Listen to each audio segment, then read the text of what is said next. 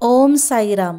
स्वागत आहे तुम्हा सर्वांचं पुन्हा एकदा माझ्या यूट्यूब चॅनलवर, ज्याचं नाव आहे पल्लवी निलेश फॅमिली व्लॉग्स। उन्हाळ्याची चाहूल लागली असून तापमान देखील वाढण्यास सुरुवात झाली आहे। उन्हाळ्याचा हंगाम जवळ येताच बाजारात रसाळ फळे येऊ लागली आहेत, परंतु उन्हाळ्यात गारवा देणारे टरबूज देखील विक्रीला आहे। वर्षभर संपूर्ण 12 महिने टरबूज खायला मिळेल, पण फक्त उन्हाळ्याच्या काळातच चांगले आणि गोड टरबूज मिळेल। बाजारात अनेक प्रकारचे टरबूज आहेत, परंतु गोड आणि लाल रंगाचे टरबूज कसे निवडायचे याबद्दल माहिती असणे आवश्यक आहे।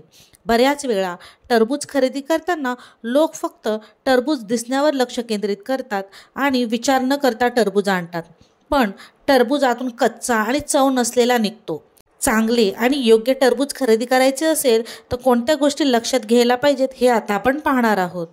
टरबूजामध्ये गोल आणि लंबगोल असे 2 आकार मिळतात।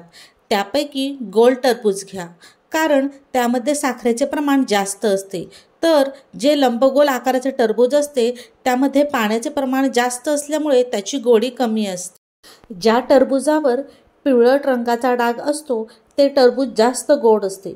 पांढरट रंगाचा डाग असणारे टरबूज कमी गोड निघते, कारण त्याच्यावरचा पांढरा डाग असं सांगतो की ते टरबूज पिकण्याच्या आधीच तोडून घेतलेलं आहे।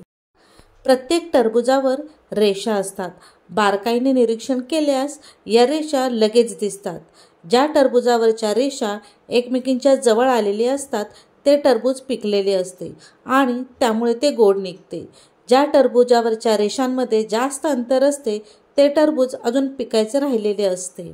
आजचा व्हिडिओ जर तुम्हाला आवडला असेल आणि त्यातून तुम्हाला काही महत्त्वपूर्ण माहिती मिळाली असेल तर माझ्या या चॅनलला म्हणजेच पल्लवी निलेश फॅमिली व्लॉग्स या चॅनलला नक्की सबस्क्राईब करा।